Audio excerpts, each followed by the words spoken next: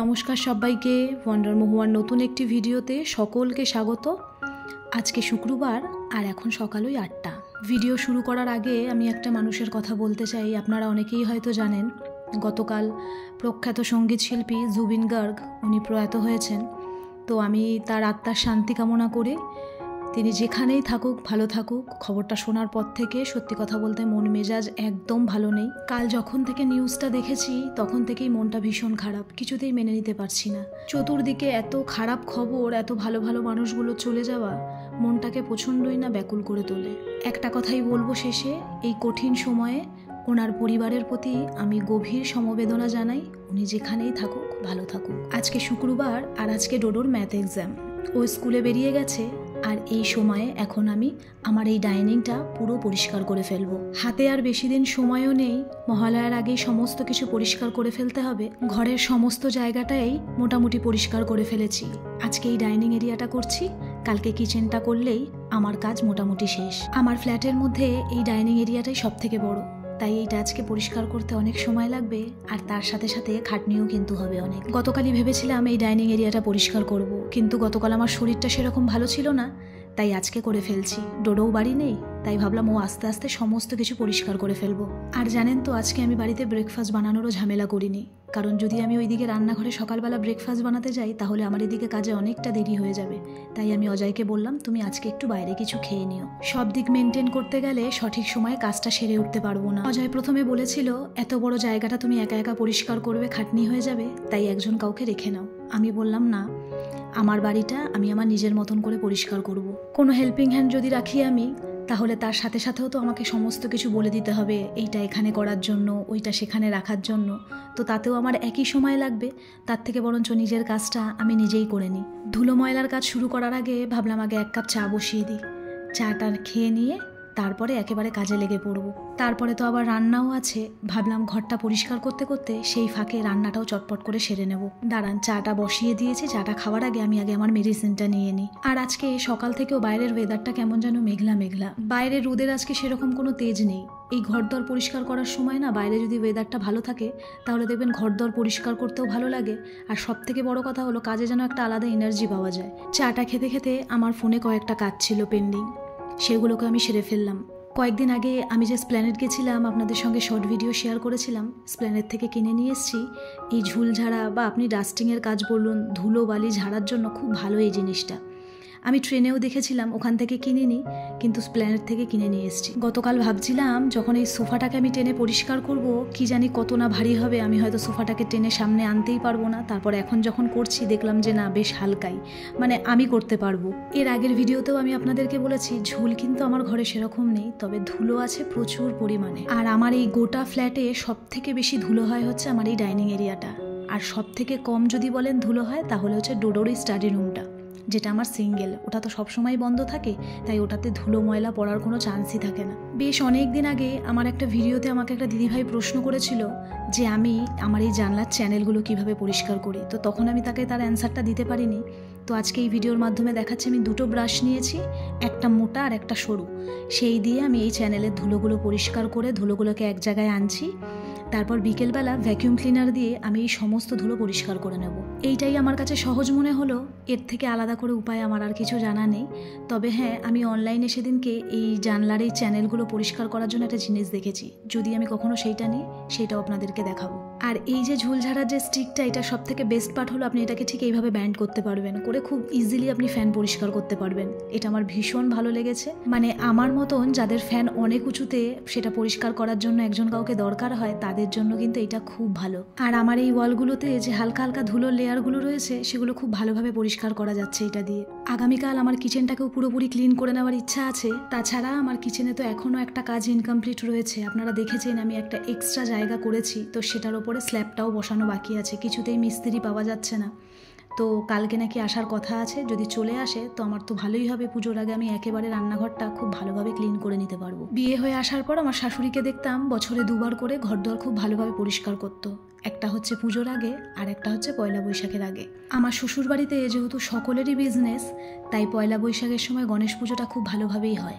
সেই জন্য পয়লা বৈশাখের আগেও ঘরদুয়ার খুব ভালোভাবে পরিষ্কার করা হয়। আমার এর আগের ভিডিওতে লিনা আইজ বলে আমাকে একজন দিদিভাই কমেন্ট করেছে বা বোন, যে দিদি সপ্তাহে আরও 2টো ভিডিও দাও। সত্যি কথা বলতে আমারও ভীষণ ইচ্ছা করে জানো তো, কিন্তু প্রথম কথা সময়টার তো একটু অভাব আছে। তারপরে আমি মনে করি ডেলি যদি ভিডিও আপলোড করি তাহলে নিজের কোয়ালিটিটা একদমই আমি মেনটেন করতে পারবো না। তাই ভিডিও আপলোডের সাথে সাথে আমি আমার কোয়ালিটিটাও বজায় রাখার চেষ্টা করি, যাতে তোমাদের বা আপনাদের আমার ভিডিওগুলো দেখতে ভীষণ ভালো লাগে। অনেক অনেক ধন্যবাদ এত সুন্দর একটা কমেন্ট করার জন্য। আর জানেন তো, অনেক কষ্টে এই বড় সোফাটাকেও আমি একটু সামনের দিকে টেনে নিয়ে এসেছি, কারণ সামনের দিকে না টেনে আনলে আমি তো পেছনটা ভালো করে ক্লিন করতে পারবো না। আর বড় সোফাটাকে সামনের দিকে টানার পর দেখলাম পেছন দিকটা ভালোই ধুলো পড়েছিল, তাই ওটাকে যদি না টেনে সামনের দিকে নিয়ে আসতাম আমি এত ভালোভাবে ক্লিন করতে পারতাম না। জানেন তো, পুজোর সময় আমি এই সোফার জন্য মনের মতন কোথাও একটা কভার পেলাম না। দুটো একটা যাও পছন্দ হয়েছে সেগুলো আবার ফুল কভার, মানে আমার সোফাটা পুরোটাই ঢেকে যাবে, যেটা আমি চাইছি না। তবে অজয় বলছে ফুল কভারই ভালো, রাস্তার মধ্যে যা ধুলো, তাহলে সোফাটা অনেক দিন ভালো থাকবে। তবে দেখা যাক, এখনও কিছু ঠিক করতে পারিনি। আর তার থেকেও বড় কথা হলো, এখন যদি আমি অনলাইনে অর্ডারও করি তাহলে সেটা পুজোর মধ্যে এসে আমার বাড়ি অবধি পৌঁছবে না। তবে আমার 2 দিন বাদে মার্কেটে যাওয়ার কথা আছে, তাই সেখান থেকে যদি পছন্দ মতন কোনো সোফার কভার পাই তবে নিশ্চয়ই নিয়ে নেব। চৈতালি মুখার্জি বলে আমাকে একজন কমেন্ট করেছে, তোমার ভিডিও দেখতে খুব ভালো লাগে, স্মার্ট প্রেজেন্টেশন। আর পুজোর হোম মেকওভার দেখেও কিন্তু অপেক্ষায় রইলাম। অবশ্যই দেখাবো। তোমরা যেমন অপেক্ষা করে রয়েছো, তেমনি আমিও কিন্তু তোমাদের সঙ্গে ভিডিও শেয়ার করার জন্য অপেক্ষায় রয়েছি। কবে আমি ভিডিও বানাবো, আমার রুমটাকে আমি সুন্দর করে সাজাবো আর সেগুলো তোমাদের সাথে শেয়ার করব। সত্যি কথা বলতে, যখন আমি এই ভ্লগিং শুরু করি তখন আমি কোনোদিনই ভাবিনি আপনাদের মতন কিছু মানুষ আমার ভিডিও দেখার জন্য অপেক্ষা করবেন। আমি কখনোই ভাবিনি আমার ভিডিওতে আমি এত এত ভালো কমেন্ট পড়তে পারবো, এত মানুষের ভালোবাসা পাবো। সত্যি সত্যি আমি অনেক কৃতজ্ঞ আমার ভগবানের কাছে, আর তার সাথে সাথে আপনাদের কাছেও। তাই আপনাদের ভালোবাসা যদি আমার সাথে না থাকতো তাহলে হয়তো আমি কোনোদিনও ভিডিওই বানাতাম না, বা ভিডিও বানানোর যে ইচ্ছেটা সেইটাও আমার মধ্যে কখনো থাকতো না। যাই হোক, আপনাদের সঙ্গে কথা বলতে বলতে আর এই কাজ করার ফাঁকে গিয়ে কিন্তু আমি আমার রান্নাটাও সেরে এসেছি। মোটামুটি ডাস্টিংয়ের কাজ আমার হয়ে গেছে, এখন সমস্ত কিছু ভালো করে ক্লিন করার পালা।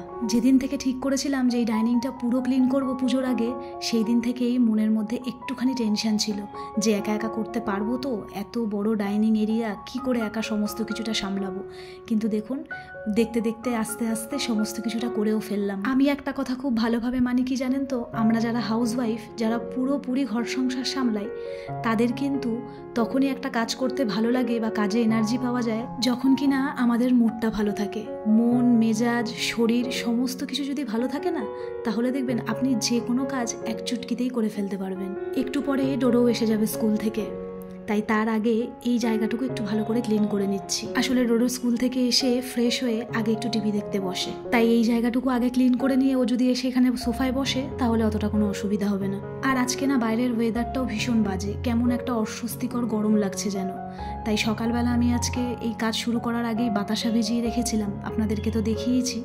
তাই এখন সেই জলটা খেয়ে নিচ্ছি। এই পুজোর সময় আমার মতন প্রত্যেকের বাড়িতেই কিন্তু কাজটা অনেকটা বেশি থাকে, আর এই কাজগুলোকে করার জন্য নিজের শরীরটাকেও কিন্তু ঠিক রাখতে হবে। তাই কোনো রকম অসুস্থ হলে সংসার সামলানোটা তো ডিফিকাল্ট হয়েই যাবে, আর তার সঙ্গে সঙ্গে কিন্তু পুজোটাও মাটি হয়ে যাবে। আর এই পুজোর জন্য এখন আমি খাওয়া দাওয়াটাও অনেকটা মেনটেন করে চলছি, কারণ আমার প্রচণ্ড পরিমাণে গ্যাস্ট্রিকের সমস্যা। কোনো রকম খাওয়া দাওয়া যদি আমার একটু এদিক ওদিক হয় তাহলে আমার অ্যাসিডিটি হয়ে যায়।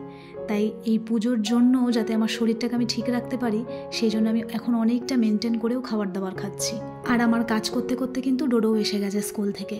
ও এখন ফ্রেশ হয়ে একটু টিভি দেখতে বসেছে। ওকে আমি লাঞ্চ করে নেওয়ার কথা বললাম, বললো এখনও লাঞ্চ করবে না, কারণ ওর এখন খিদেই নেই। বললো তুমি কাজ সেরে নাও, আমরা 3 জনে একসাথেই লাঞ্চ করতে বসবো। আর অজয়ও এখনও বাড়ি আসেনি। আমার বাড়ির সামনে যেহেতু দুর্গাপুজো হয়, আপনাদেরকে তো বলেইছি, তো ও একটু চাঁদা কাটার ব্যাপারে বেরিয়েছে। তাই ভাবলাম আমার কার সাথে সাথে ও এক্ষুনি চলে আসবে, তারপর নয় ফ্রেশ হয়ে 3 জনে একসাথেই খাওয়া দাওয়া করব। আর জানেন তো, আমরাও না চাঁদা কাটতে বেরোচ্ছি, মানে আমি, আমার মা, পাড়ায় আরও যারা কাকিমা দিদি, মানে আমরা যারা পুজোর দায়িত্বে থাকি, আমরাও চাঁদা কাটতে বেরোচ্ছি। মানে পুজোর এই 5টা দিন আমরা সকলে মিলে খুব হই হুল্লোড় করে দিন কাটাই আর মায়ের পুজো করি। আমাদের এই যে কলোনির দুর্গা পুজোটা, এটা জানেন অনেক পুরনো। আমি একদম ছোট্টবেলা থেকে কিন্তু এই পুজোটা দেখছি। তাই এই পুজোটার প্রতি আমার যেন একটা আলাদাই ভালোবাসা। আমার ওই পাশটা তো খুব ভালোভাবে পরিষ্কার হয়ে গেছে, এখন এই ডাইনিং টেবিলের এই জায়গাটুকু পরিষ্কার করে নিলেই কিন্তু আমার কাজ কমপ্লিট। আচ্ছা, আপনাদেরও কি সবার পুজোর আগে এই সমস্ত ঘর পরিষ্কার করার কাজ কমপ্লিট হয়ে গেছে? এমনি সময় ঘর পরিষ্কার করা আর পুজোর আগে আগে ঘর পরিষ্কার করাটার মধ্যে কিন্তু একটা আলাদাই আনন্দ থাকে। পুজোর আগে ঘর পরিষ্কার করা মানেই কিন্তু আমরা বুঝতে পারি মা আসছে, এইরকম একটা ব্যাপার আমাদের মধ্যে কাজ করে। তাই এই সময় ঘর পরিষ্কার করতে আমার কিন্তু বেশ মজা লাগে। ডাইনিং টেবিলের এই চেয়ারগুলো পরিষ্কার করার সময় অজয় আমাকে বলছিল চেয়ারের জন্য যে নতুন কভারগুলো কিনেছি সেগুলো লাগিয়ে দিতে। তো আমি বললাম না, এখন আমি লাগাবো না, পুজোর সময় যখন পুরো ঘর আমি নতুন করে সাজাবো তখনই লাগাবো। আর আমি তো একটা পোস্টের মাধ্যমে আপনাদেরকে জানিয়েইছি যে পুজোতে ঘর সাজানো নিয়ে একটা সিরিজ আমি আনবো আপনাদের সামনে। তো আপনারা অনেকেই তাতে রেসপন্স করেছেন, তো খুব তাড়াতাড়ি সেই সিরিজটাও আরম্ভ হবে। তখন এক একটা পার্টে আমি এক একটা জায়গা মেকওভারটা আপনাদের সাথে শেয়ার করব। সো ফাইনালি আমার এই ডাইনিংটা আমার পুরোপুরিভাবে ক্লিন করা কমপ্লিট হলো। আর আমার যেহেতু একটু লেট হচ্ছিল তাই আমি ডোডোকেও লাঞ্চটা করিয়ে দিয়েছি। এখন আমি ফ্রেশ হব। আর দেখুন, আজকে আমার ফ্ল্যাটের সমস্ত গাছ আজকে আমার এই ব্যালকনিতে, পুরো একটা গার্ডেন মনে হচ্ছে, দেখতে কি ভালো লাগছে না?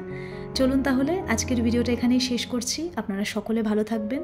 এই ভিডিওটা কেমন লাগলো জানাতে কিন্তু একদম ভুলবেন না। আপনাদের সঙ্গে আমার আবার পরের ভিডিওতে দেখা হবে।